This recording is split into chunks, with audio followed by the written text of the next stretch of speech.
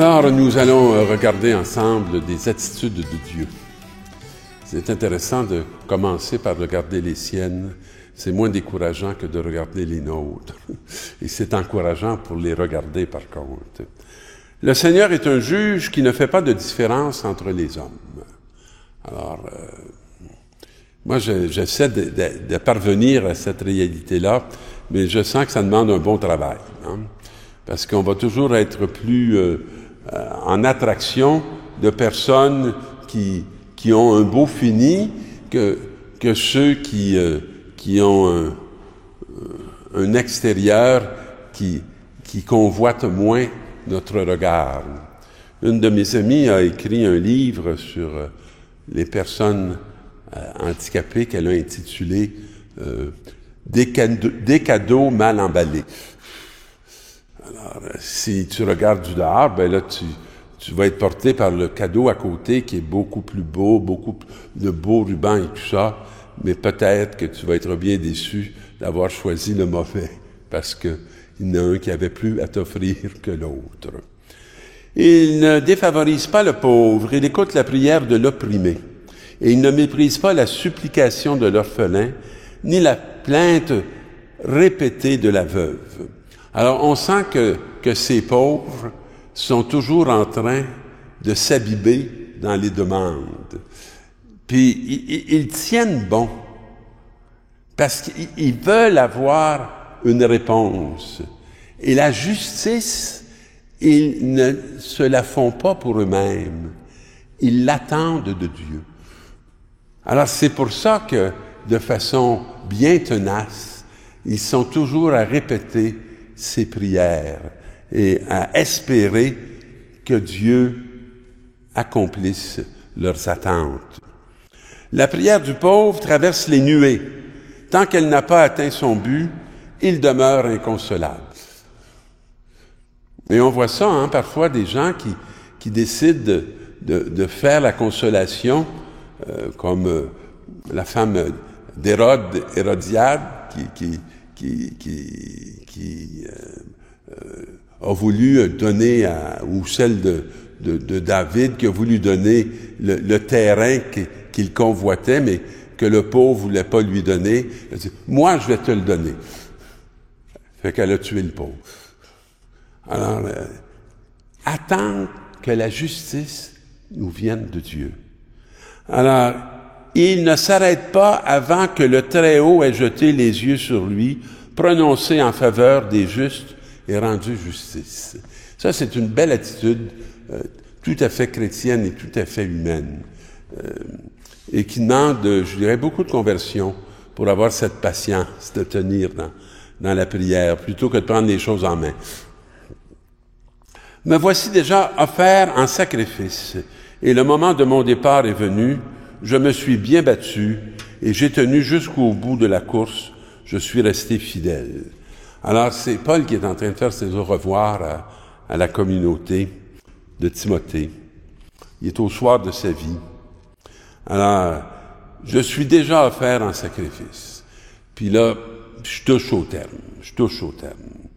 Alors, je n'ai plus qu'à recevoir la récompense du vainqueur dans sa justice. Moi, je trouve ça bien touchant, vous savez. Cet homme-là, il était dépouillé de tout. Il a passé je ne sais pas combien de temps en prison. Je veux dire, on a voulu qu'il se ferme, qu'il arrête. Non, il a continué. Il n'a pas cherché à plaire aux hommes, mais vraiment à plaire à Dieu. Puis, il y avait une grande motivation intérieure. C'était d'éveiller au mystère du Christ les communautés qu'il avait fondées, et qu'il avait fondées sur le Christ et sur la parole. Alors, dans sa justice, le Seigneur, le juge impartial, me la remettra en ce jour-là. Voyez-vous, il n'y a pas peur là, de se retrouver face à Dieu. Des fois, ça peut être intéressant pour nous de s'asseoir et de dire, bon, si Dieu m'appelait pour me donner rendez-vous, là, dans quel état je me retrouverais? Est-ce que, on dit, oh, mon Dieu, ça c'est lourd, qu'est-ce que je vais faire avec ça? Je l'ai caché pendant ma vie, mais là, je ne peux pas le cacher. Est-ce que je vais partir à la hâte, accueillir la récompense que j'ai espérée toute ma vie, qui était pour venir de Dieu. Ou que je vais être pauvre ou riche de tout ce que je me suis attribué, qui selon certains regards, pourrait être plus un vol qu'une justice. La première fois que j'ai présenté ma défense, personne ne m'a soutenu. Tiens. Regardez bien, il n'a pas l'air à faire beaucoup de reproches. Tous m'ont abandonné. Que Dieu ne leur en tienne pas rigueur. Il n'en veut pas. Il sait pourquoi il l'a fait. Puis il sait pourquoi il est content de l'avoir fait. Alors, le Seigneur, lui, m'a assisté. Voyez-vous, j'ai été abandonné tout le monde, mais pas le Seigneur. J'ai senti sa présence. J'ai senti qu'il était là. J'ai perçu que je n'étais pas isolé. Il m'a rempli de force pour que je puisse annoncer jusqu'au bout l'Évangile et le faire entendre de toutes les nations païennes. C'est une grande motivation dans la vie de Paul. Toute cette ouverture de la bonne nouvelle au monde païen. J'ai échappé à la gueule du lion. Le Seigneur me fera encore échapper à tout ce qu'on fait pour me nuire. Alors il nous dit, même si je suis au bout de la course, pas fini, parce qu'il y en a encore qui veulent absolument me nuire. Il me sauvera et me fera entrer au ciel dans son royaume.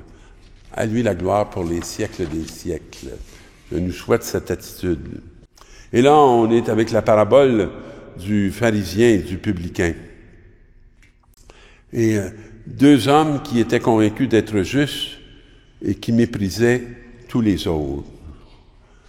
Alors Jésus, dans le fond, s'adresse avec des gens qui sont sûrs d'être justes, mais qui méprisent toutes les autres. Est-ce qu'on est comme ça dans nos familles, nous?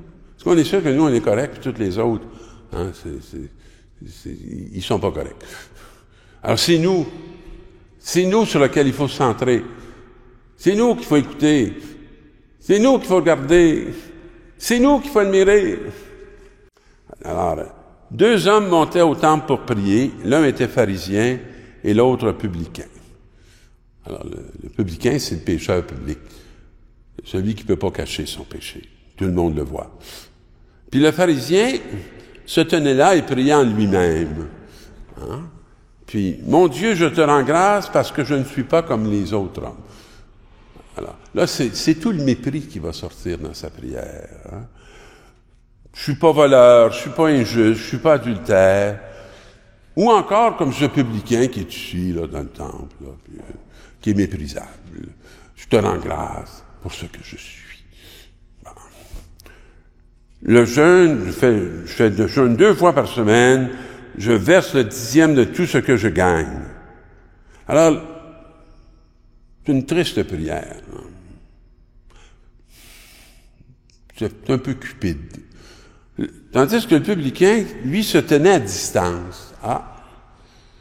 Et n'osait même pas lever les yeux vers le ciel. Il se frappait la poitrine en étant bien conscient que beaucoup de ce qu'il vivait dépendait de lui et non pas de Dieu. Et en disant, mon Dieu, prends pitié du pécheur que je suis. Quand ce dernier rentra chez lui, c'est lui, je vous le déclare, qui était devenu juste. Il était dans la réalité, conscient de son être de péché et conscient de la miséricorde de Dieu.